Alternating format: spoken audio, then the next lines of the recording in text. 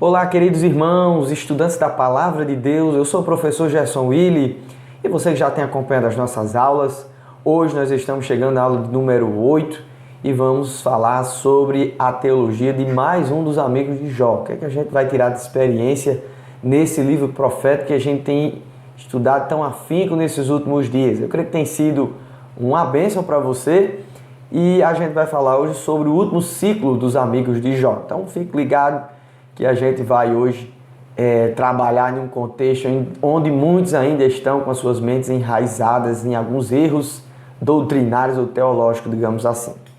Então a nossa verdade prática vai estar aqui no livro de Jó, capítulo 11, o versículo 18, que diz assim: "E terás confiança, porque haverá esperança, olharás em volta e repousarás seguro."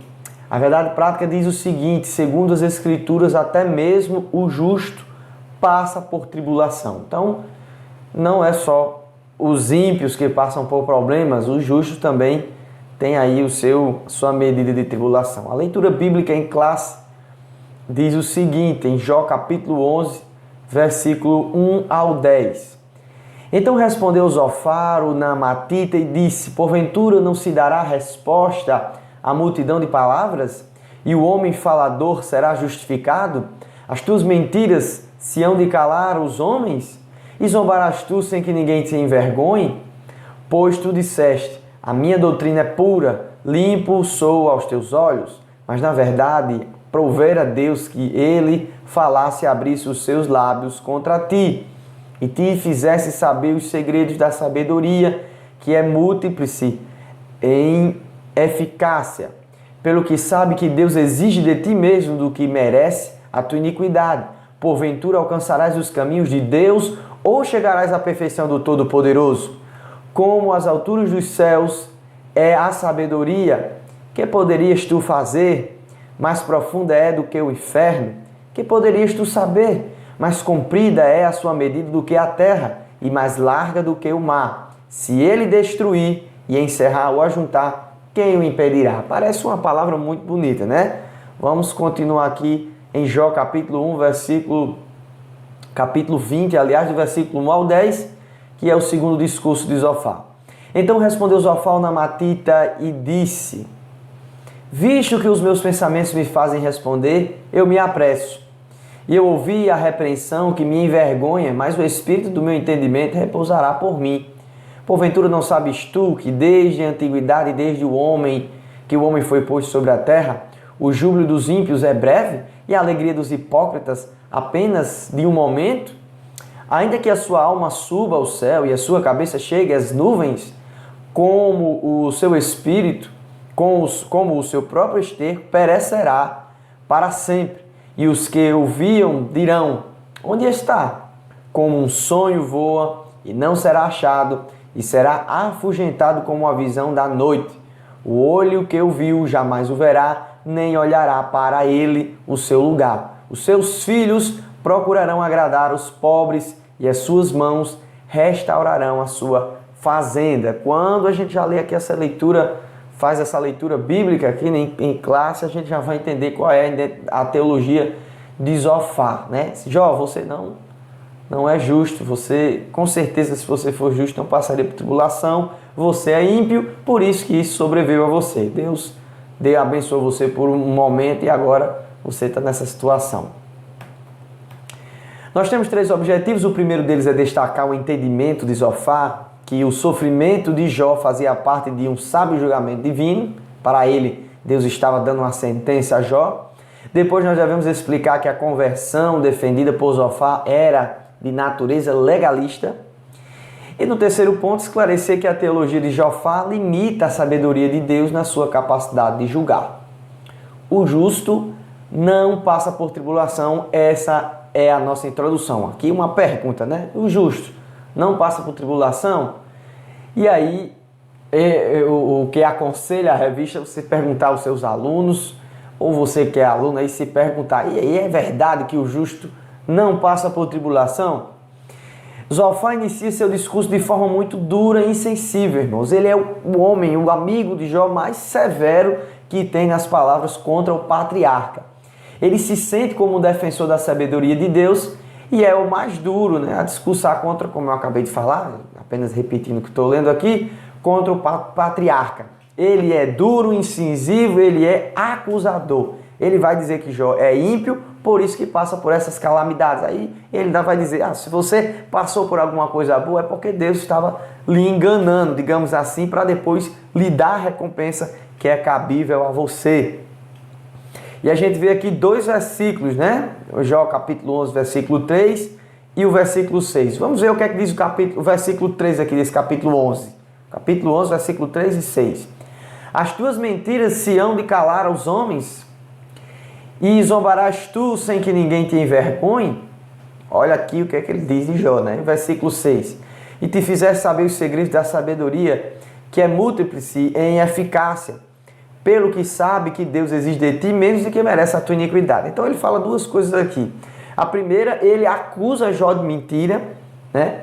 E ele diz que Jó é irônico das palavras.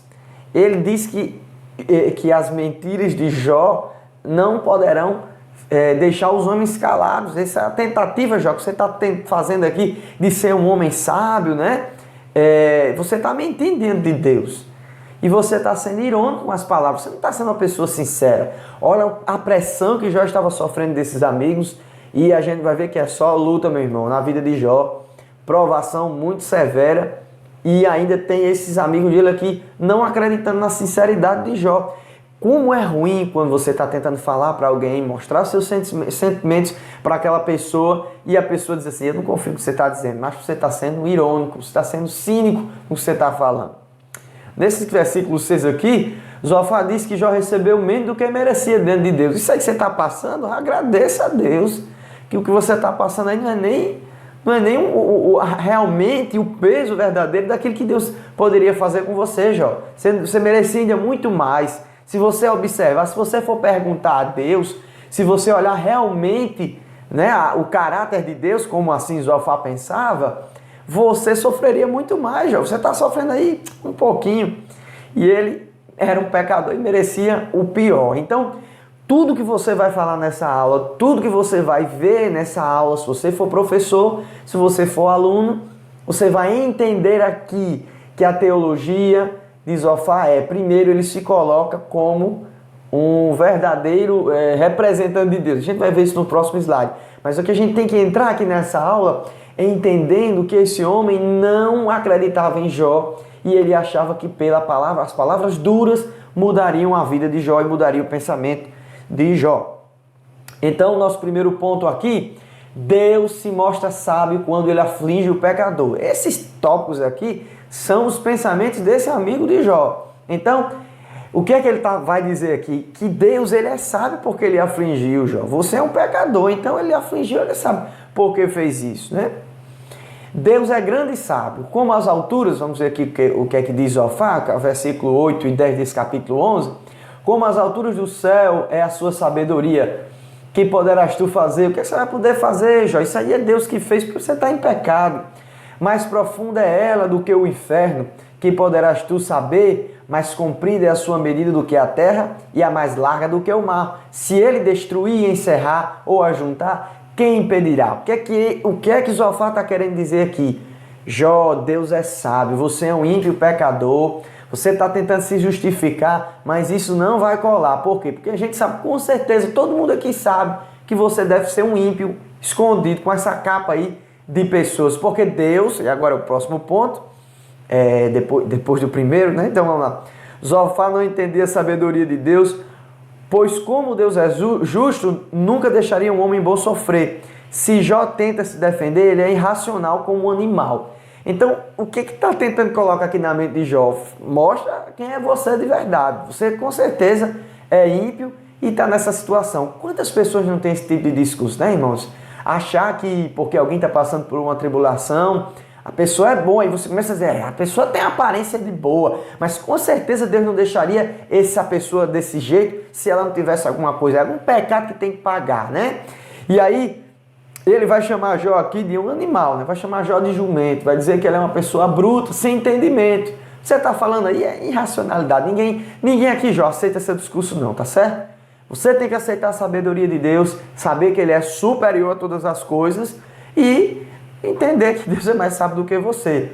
Veja que essa teologia é uma meia teologia, é um lado das coisas. O crente ele não pode ser extremista, olhando apenas para um segmento, como a gente falou nas outras aulas. Deus é amor, é amor, é amor. Aí você vai sempre pregando que Deus é amor e só amor e pronto, acaba vivendo uma vida libertina, né? uma vida liberalista, exagerada. Se você prega que Deus é justiça, justiça, justiça, você vai ser um crente legalista. Deus, irmãos, ele tem aí nas suas características, a sua diversidade de características, digamos assim, o seu amor e a sua justiça. Ele é equilibrado, tanto ele é amoroso como ele é justo. Amém?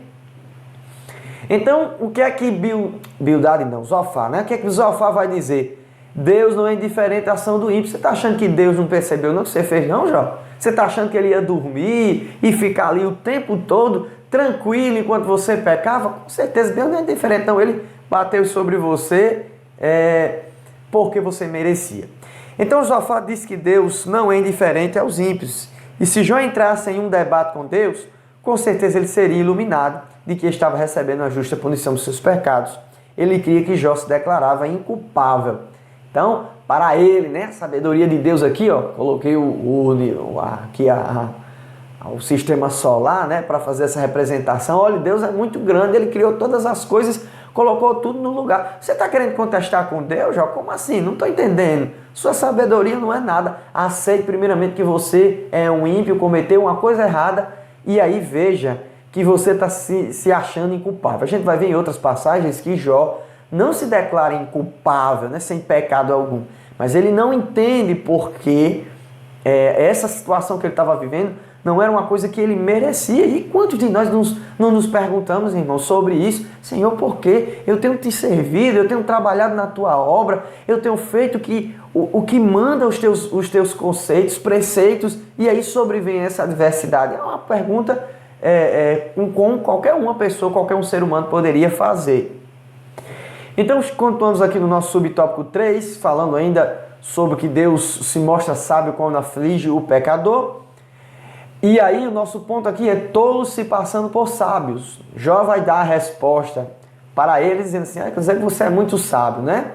Jó responde com ironia sobre a sabedoria defendida pelos seus amigos. E aí, o que é que Jó vai dizer? Na verdade, que só vós sois o povo, e convosco morrerá a sabedoria. Jó está aqui sendo irônico, essa parte aqui é irônica. Então, só com vocês, não, só vocês são sábios, só vocês são detentores da sabedoria. Tudo que eu estou falando aqui não passa de estutícias, né? Então, só vocês são sábios. Então, vocês que são detentores da sabedoria. E aí, o que é que vai se revelar aqui? O orgulho não só desse amigo de Jó, mas de todos os amigos de Jó. Eles são orgulhosos, presunçosos, eles acham que tem ali a vara de ferro a qual Deus irá reger todas as nações, né? E aqui a gente vai ver que eles sentiam-se como representantes da sabedoria. Nós somos representantes legítimos, por isso que Jó ironiza aqui a sabedoria. Não, só vocês são povos, aqui não tem ninguém sábio. E eles vão se sentir como verdadeiros representantes de Deus. Nós somos representantes de Deus. Essa sabedoria que vem de Deus, ela só passou por nós e por isso que nós estamos aqui. Eles julgavam a medida das suas razões baseada apenas em tradições.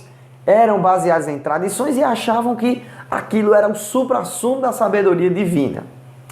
E aí, queridos, aplicando para os dias de hoje, o que acontece com os amigos de Jó ocorre também em nossos dias atuais. Pessoas fartas de conhecimentos tortos e ideias errôneas costumam se intitularem mestres do saber. Pessoas que estão, irmãos, com a teologia totalmente defasada, com a vida totalmente promíscua, mas quando você vai conversar com ela, não, é porque e começam aqueles argumentos. São pessoas arrogantes, são pessoas que julgam a medida das suas tradições maléficas feitas por homens e elas acham que são sábias, né?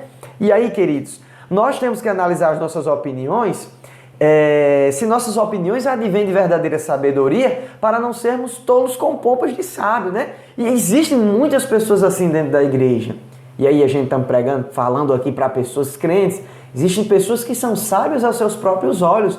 O livro de Provérbios diz que a gente não pode ser sábio aos nossos próprios olhos, que a gente deve ser sábio segundo a palavra de Deus, segundo a sabedoria divina. E como é que você vai ser sábio desse jeito? Primeiro, irmãos, a sabedoria vem de Deus, como diz lá em Tiago, que Deus dá sabedoria, né? O apóstolo Tiago diz, aquele que pede não lança em rosto. Estudando a palavra de Deus também.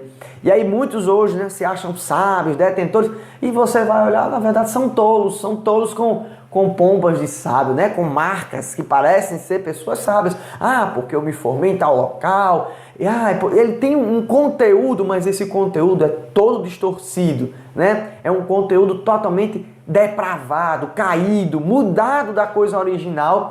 E eles acham ali, não aceitam serem menores ou, digamos assim, servos de outras pessoas.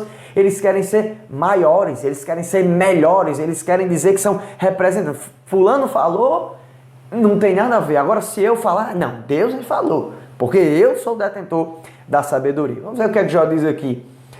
Vós, porém, sois inventores de mentiras e vós todos médicos que não valem nada. E agora Jó diz, mentiroso é vocês. Vocês são médicos, ou seja, o que ele está dizendo aqui? Vocês vieram aqui para me consolar, tem certeza? E outra aí, ele vai dizer que eles são os consoladores da moléstia, ou seja, da angústia. Vocês já chegaram aqui realmente para me consolar? Né? E tem pessoas que têm esse dom. Chega para consolar alguém, esse dom do mal. E ela acaba deixando a pessoa pior do que eu estava. Não tem paciência, né? Não olha, não é altruísta, não consegue sentir a dor do próximo. Então o que é que ele diz assim? Tomara que vós se calasse de todo, que isso seria a vossa sabedoria. Se vocês ficassem calados, então eu acho que a sabedoria de vocês seria isso. Vocês ficarem calados. Porque de sábio vocês não têm nada. Melhor vocês ficarem calados por aí.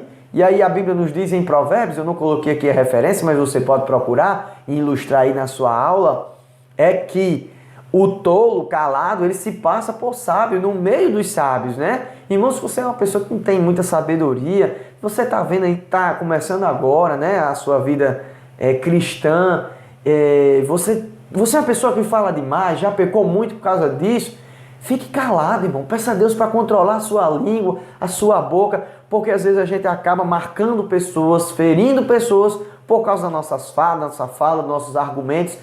Tem pessoas que querem ser polêmicas, elas acham que isso é sabedoria. Ser polêmico não é sábio. Eu vou dizer aqui para algumas pessoas que estão me assistindo, não caia nesse negócio de ser polêmico. Eu sou polêmico, onde eu chego, eu discordo, o professor está falando, eu discordo na cara e aquela confusão. Isso não é ser sábio. Uma pessoa que tem o conhecimento torto diante de Deus. Ou seja, a gente ali vê, chama no particular, se tiver uma abertura para falar, fala, mas nós não devemos ser soberbos, né? Então passamos aqui para o nosso tópico 2, a conversão como resposta à aflição. O que é que Jó vai receber desse amigo, né, desse Zofar? Ele vai receber o conselho, você precisa se converter, que isso vai mudar as suas aflições. Então venha para cá, meu irmão, é o discurso de hoje. Venha para cá, se você se converter, as suas aflições vão mudar. Vamos ver o que é que diz aqui. E ele aí vai propor o quê? Uma purificação moral. Você precisa ter uma purificação moral, então você não vai passar tribulação depois que acontecer essa purificação. Para Zofar, se Jó cumprisse esses passos, estaria livre de toda a sua angústia e seria restaurado. Apesar de parecer um bom conselho, se olharmos bem, esse amigo de Jó queria uma mudança externa, achando que assim Deus poderia ser convencido. Zofar está sendo simplesmente legalista, religioso e despreza a graça divina. E aí é o problema, né? Vamos ver o que ele diz aqui, ó. Se há iniquidade na tua mão, lança para longe de ti, e não deixes habitar injustiça nas tuas tendas, porque então o teu rosto levantarás sem mácula, e estarás firme e não temerás. Jó, se você estiver sem pecado, então se prepara, meu amigo, que não vai ter problema mais nenhum, né? Engodo, engano, esse tipo de teologia hoje, que se encaixa muito bem na teologia da prosperidade, da confissão positiva. Porque te esquecerás dos trabalhos e te lembrarás dele como das águas que se passaram. Vai olhar e vai dizer, eu estou sem pecado, ainda bem, lancei fora aquele meu pecado, sou um homem de Deus, então nenhum problema mais vai vir. Problemas? Águas passadas, coisa do passado, né? Então, tua vida se levantará mais clara do que meu dia, ainda que haja trevas, será como amanhã, e terás confiança porque haverá esperança. olharás em volta e repousarás seguro. Irmãos, olha, alguns irmãos têm confusão ao ler Jó e se perguntam, não, isso aqui não está errado. Olha, isso aqui é um lado, né? E ele está querendo fazer o quê? Propor com Jó uma espécie de uma troca, né? E aí o que é que a gente tem que entender? O ímpio sofre provações, o justo também sofre provações. Não é porque você é uma pessoa que abandonou o pecado, tem uma vida nova em Cristo, que você vai deixar de sofrer provação. Por isso que muitas pessoas saem da igreja. Por quê? Porque vêm por causa de um discurso triunfalista e diz aqui, olha, lançando a sua iniquidade fora, vivendo agora em Cristo Jesus, você não vai mais sofrer. Você vai ser uma pessoa agora totalmente sem provação. E quando ela entra na igreja que vê que o mundo se levanta contra ela, a carne, o diabo, aí ela começa a dizer, não, essa teologia está errada, porque está tudo de mal a pior. E aí, queridos, essa pessoa vai triste embora da igreja, porque acaba pensando que dentro da igreja, depois de ter lançado a iniquidade para longe dele, né? E confiado em Deus, não vai vir mais provações. E esqueceu que as provações faz parte do arcabouço da vida cristã, porque a Bíblia nos diz que a gente recebeu de Jesus tanto se alegrar, triunfar com ele, como também padecer por ele. Então, neste capítulo, Zofar não tem dúvida de que Jó estava em iniquidade. Ele é certo, você é um iníquo e acabou-se. O amigo de Jó conclama o patriarca para que mude a sua situação através de 3 passos. Já viu aqueles livros? 3 passos para não ter mais tribulação, 3 passos para ser uma pessoa bem-sucedida, tantos passos para mudar de vida e nunca mais cair em tentação tal, e nunca mais cair em provação tal. E é mais ou menos essa ideologia que esse amigo de Jó tem. Ele primeiro disse que Jó deve ter uma conduta correta para não passar mais por tribulação. Depois ele disse que devia vincular isso em oração. Ore que você não passa mais por tribulação, né? Faça aí esse clamor a Deus, nunca mais. Vai ser águas passadas. E aí depois ele vai dizer que tem que haver uma renúncia de pecado. Irmãos, uma conduta correta, uma vida de oração e uma renúncia de pecado é o essencial na vida do cristão. No entanto, veja o contexto dessa lição. No entanto, não significa que você não vai passar por prova. O que Zofar estava dizendo aqui, tudo correto, porém ele estava aplicando de forma errada. Ele estava dizendo que se Jó fizesse isso, ele teria uma vida meritória diante de Deus. Ele mereceria não passar mais por tribulação. Isso é um engano, né? Então aqui, se ele cumprisse tudo isso, ia ter um alívio de tribulação. Jó não ia mais ter alívio de tribulação, ia ficar de boas, né? Como diz aí o ditado dos mais jovens.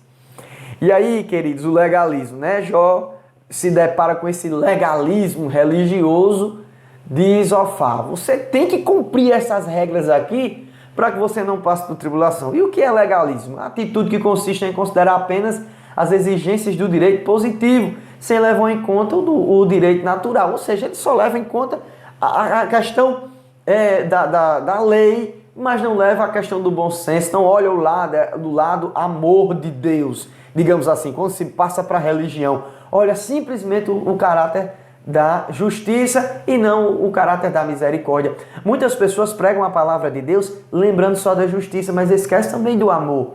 E aí a gente tem que ter o equilíbrio, sabe, irmãos? Não dizer a pessoa, não eximir, dizer a pessoa que se ela tiver em pecado vai para o inferno, mas também dizer a ela que existe um Deus de misericórdia que quer salvar ela dessa situação final, que é a má notícia, né? O evangelho tem a boa e também, por outro lado, existe uma má notícia que é que se você não ouvir a palavra de Deus. Continuando aqui no nosso subtópico 2, é possível negociar com Deus? E uma pergunta que não quer calar nos dias de hoje. Venha para cá, faça esse compromisso com Deus, dê mais aqui na igreja, né? Dê maior oferta aqui na igreja e com certeza Deus vai te abençoar. E aí usa Malaquias, dizendo que Deus vai fazer prova, colocando um contexto totalmente errôneo, né? Vai usar a questão do devorador, e aí muitos estão aplicando isso de uma forma incorreta. A gente não vai se deter a isso, porque não é o tema central da nossa lição. Quem sabe aí eu faço um vídeo falando só a respeito disso. Mas além de negociar, algumas denominações dizem que é possível até exigir e reivindicar algo de Deus, né? Algumas denominações falam que é até possível você exigir de Deus, mas em toda a Bíblia vemos que isso é tolice. Quando você entrar na presença de Deus, Eclesiastes diz o seguinte: fique calado, ou seja, tenha reverência, porque Deus está no céu, você está aí embaixo, tira a sandália dos seus pés. O que está querendo dizer o pregador aqui em Eclesiastes? É que, irmãos, nós não temos direito de exigir nada de Deus. Ele é Senhor sobre todas as coisas. Aqui a gente vai falar de um versículo sobre isso.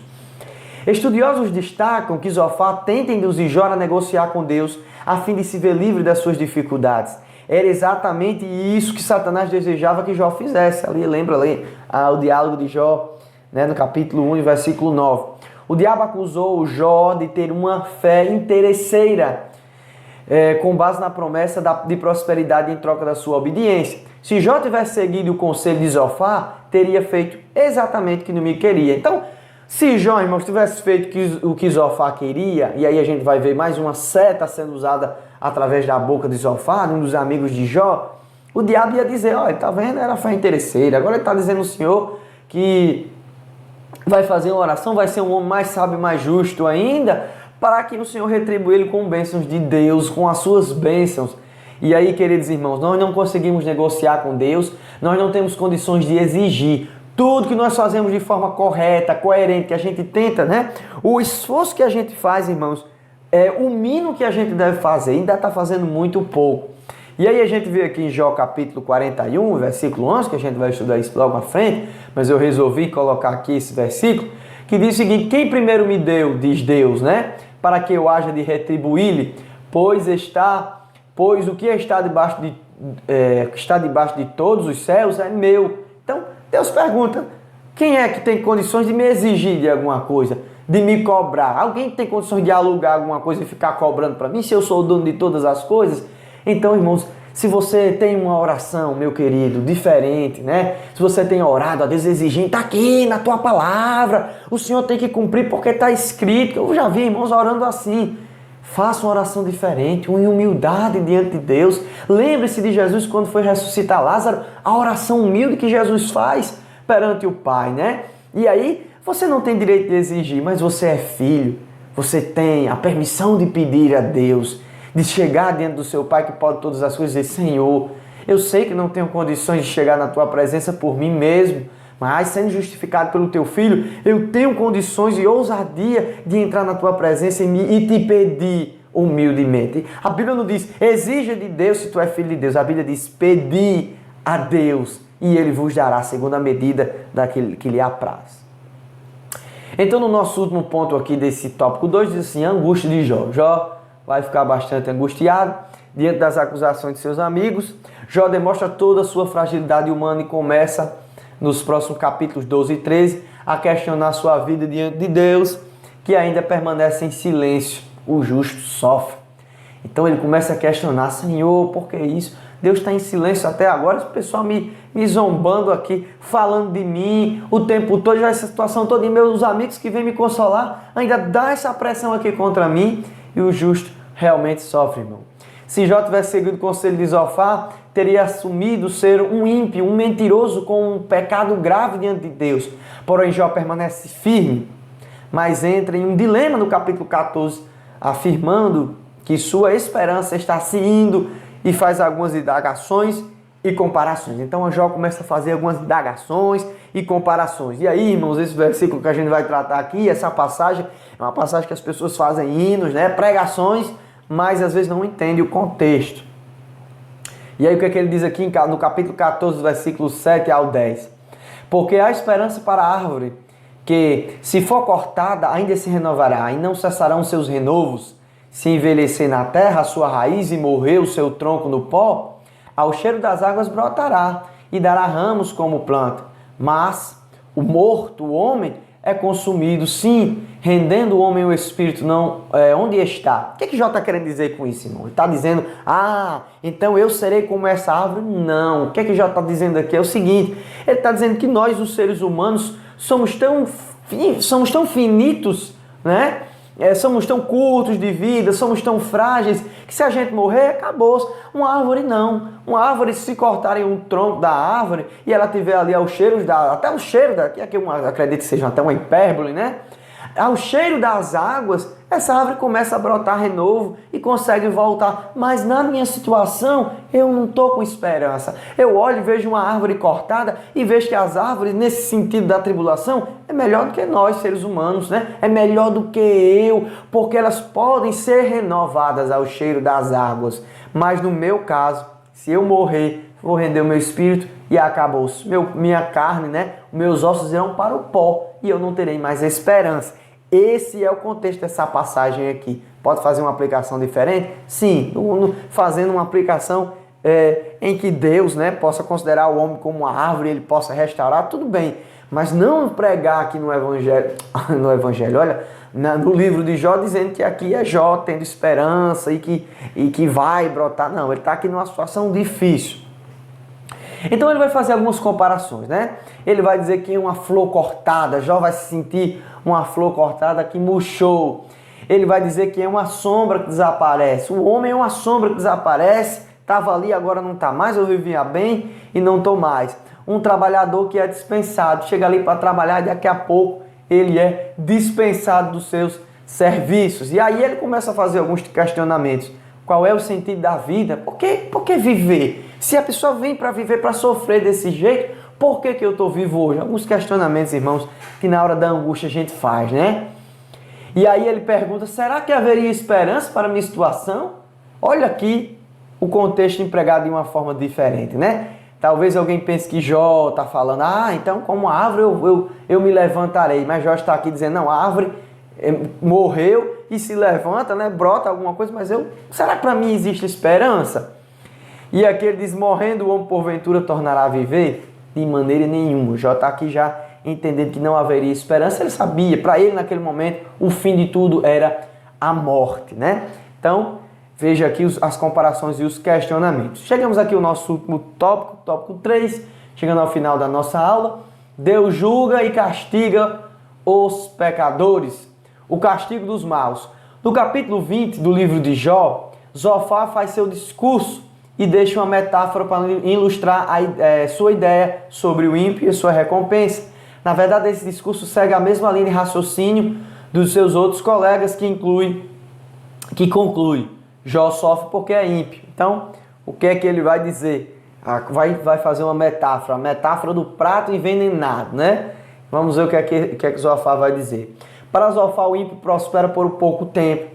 Ele compara essa felicidade temporária do ímpio, que o mal usufrui, né? Que a pessoa má usufrui, como alguém que se delicia por um instante de um prato de comida envenenado, sofrendo após com as consequências. Você está dizendo, Jó, você era uma pessoa boa naquela época, né? Você, na verdade, você estava se deliciando de um prato envenenado. Com certeza, Jó, você estava comendo ali um prato, se deliciando, ficando muito feliz, mas no final, com certeza, você é um ímpio e por isso que veio aí a situação difícil para você. Para Zofar, Jó passara por isso e provar o veneno de Deus, já que vivia bem e veio o mal de repente. Então, Jó estava aí provando do seu veneno, mas você não estava bem por isso mesmo. Você comia um prato, se deliciando, achando que dava tudo bem, mas na verdade você era o ímpio e recebe a recompensa de Deus. Então, Jó fica aí diante de um paradoxo, né? Aí a pergunta é, realmente, aqui se faz, aqui se paga? Jó questiona isso, realmente? É isso mesmo, Zofar, que você está dizendo? Será que nem um ímpio aqui está gozando de sua saúde e não morre em tremenda luxo, na maior tranquilidade? Você tem certeza que você está dizendo, Zofar? E alguns irmãos pensam assim, queridos, que os ímpios sempre sofrerão aqui na terra. Irmãos amados, tem ímpios que estão vivendo na maior tranquilidade, na maior alegria, vão viver 100 anos, 70 anos, blasfemando de Deus, 80, 90, e aí na maior tranquilidade. Nem toda a vida se aplica isso, aqui se faz, aqui se paga. Deus dá uma corda e depois ele vai puxar no final.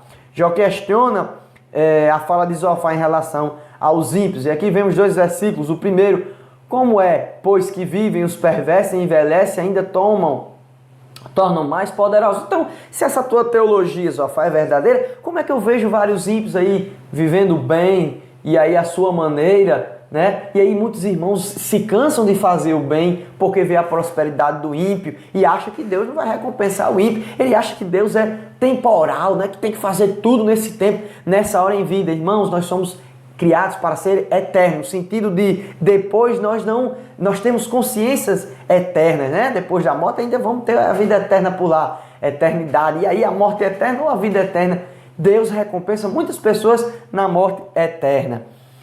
Passam eles os seus dias em prosperidade e em paz descem à sepultura, Jorge diz. Eles morrem felizes aí, na tranquilidade. Essa tua teologia, Zofar, não me entra não.